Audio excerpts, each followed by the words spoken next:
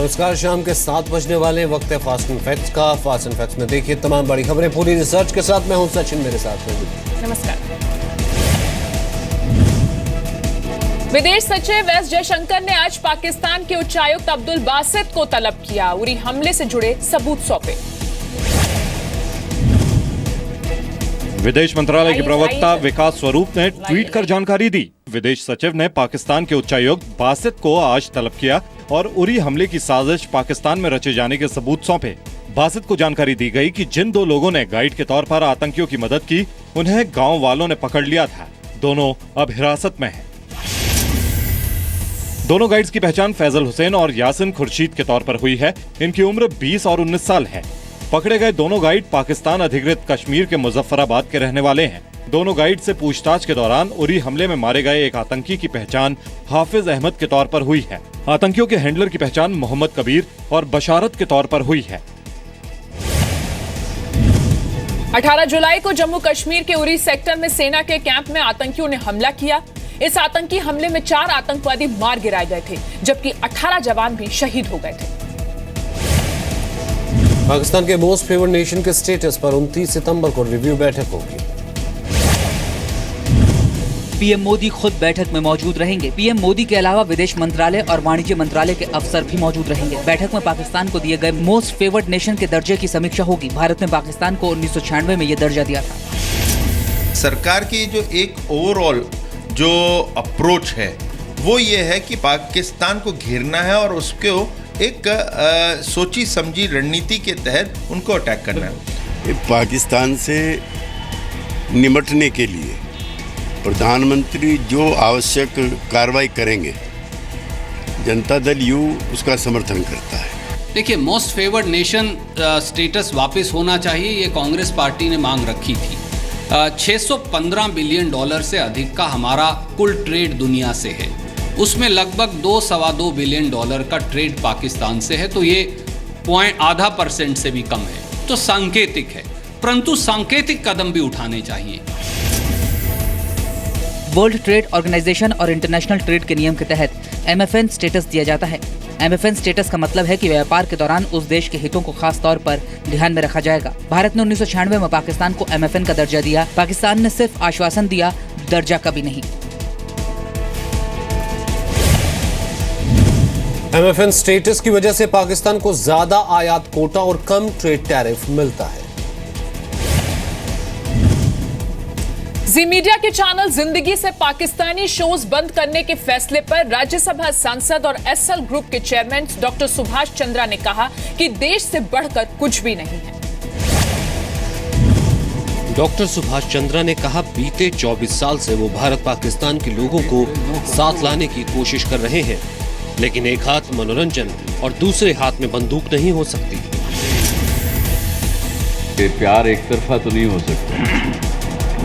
हमने 24 साल से प्रयास किया और एक नहीं, दो नहीं, 10-20 प्रयास किए कि पाकिस्तान के लोगों को, हिंदुस्तान के लोगों को साथ में ला सकें, लेकिन वो बार बार ही उल्टा सीधा करते जा रहे हैं। पठानकोट किया, उरी किया। अरे लड़ाई करना तो सामने लड़ाई करके मारो, कोई तकलीफ नहीं है, लेकिन सोए हुए आदमी को मारोगे तो कैसे चलेगा। आप सबकी जानकारी के लिए मैं बताना चाहूँगा कि अभी हमारे पास पाकिस्तान के लगभग 3000 घंटे के शोज़ हमने जो ख़रीदे हुए हैं और उनका पैसा दिया हुआ वो बाकी है हमारे पास। वो लगभग 60 करोड़ रुपए का सामान खरीद के पेमेंट दे के रखा हुआ है हमारे पास। फिर भी हमने निर्णय किया कि चलो 60 करोड़ इम्पोर्टेंट नहीं है हमारे लिए। इम्पोर्टेंट है हमारे देश की प्राइड, हमारे देश के लोगों की भावनाएं। क्योंकि एज ए मीडिया कंपनी अगर मैं अपने व्यूअर्स को रेस्पेक्ट नहीं करूंगा, उनके सेंटिमेंट्स को रेस्पेक्ट नहीं करूंगा, तो कौन करेगा।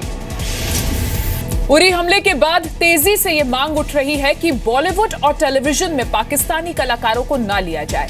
जी मीडिया ने इस तरफ पहला कदम बढ़ाया है। विदेश मंत्री सुषमा स्वराज ने खरी खोटी सुनाई है पाकिस्तान को, लेकिन पाकिस्तान सुधरा नहीं। सुषमा स्वराज के भाषण का जवाब देते हुए पाकिस्तान ने फिर झूठ बोला। पाकिस्तान की प्रतिनिधि महिला लोधी ने जवाब दिया, कहा कश्मीर विवादित है और ना कभी भारत का था ना होगा। यूएन में भारत की फर्स्ट सेक्रेटरी एनएम गंभीर ने सीधा सवाल पूछा, कहा क्या पाकिस्तान भरोसा दिला सकता है कि भविष्य में उसकी जमीन का इस्तेमाल आतंकवाद के लिए नहीं होगा। Jammu and Kashmir never was and never can be an integral part of India. It is disputed territory, the final status of which has yet to be determined in accordance with several resolutions of the UN Security Council. Can the representative of Pakistan deny that Pakistan has assured in 2004 that it would not allow its territories or territories under its control to be used for terror attacks against India? कल सुषमा स्वराज ने कश्मीर मुद्दे पर पाकिस्तान को साफ साफ कहा था कि कश्मीर भारत का है और भारत का ही रहेगा। जम्मू कश्मीर भारत का अभिन्न हिस्सा है और अभिन्न हिस्सा रहेगा, इसलिए ये ख्वाब देखना छोड़ दें। इसके अलावा भी सुषमा स्वराज ने पाकिस्तान के प्रधानमंत्री नवाज शरीफ के आरोपों का एक एक कर जवाब दिया।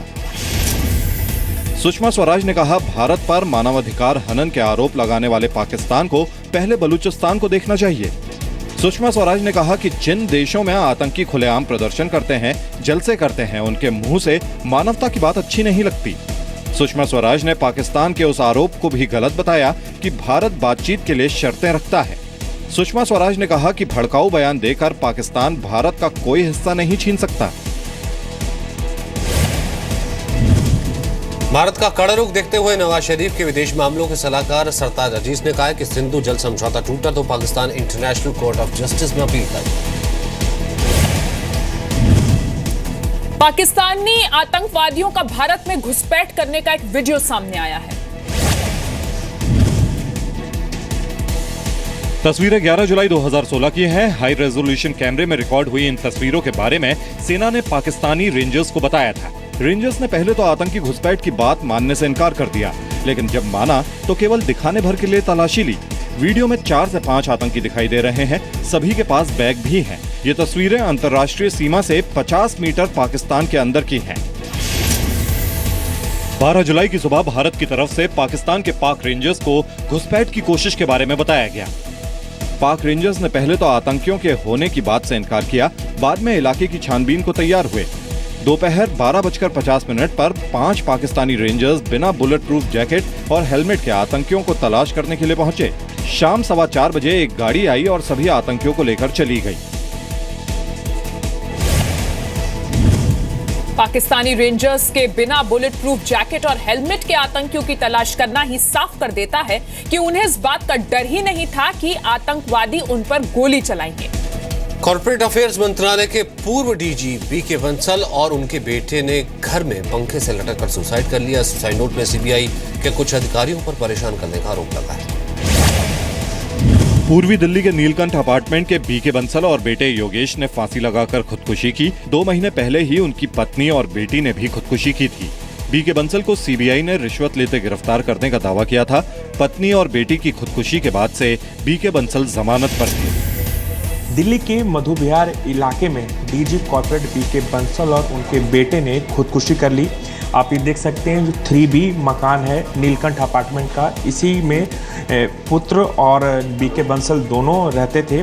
पुत्र का नाम योगेश है और बीके बंसल को सीबीआई ने रिश्वत लेने के आरोप में गिरफ्तार किया था।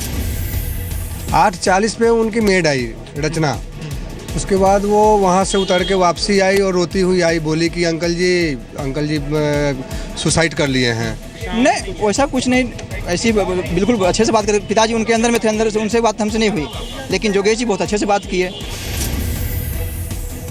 सीबीआई ने दावा किया था कि 16 जुलाई को बीके बंसल को रंगे हाथों रिश्वत लेते गिरफ्तार किया गया। दिल्ली के एक होटल में फार्मा कंपनी के पक्ष में फैसले के लिए रिश्वत लेने का दावा किया गया। गिरफ्तारी के वक्त बंसल के एक फार्मा कंपनी के ब्रोकर के साथ होने का दावा किया गया था। जुलाई में बीके बंसल की गिरफ्तारी के बाद सीबीआई ने उनके और रिश्तेदारों के घर पर छापे भी मारे थे। पूरे मामले पर सीबीआई ने बयान जारी करके अफसोस जताया है।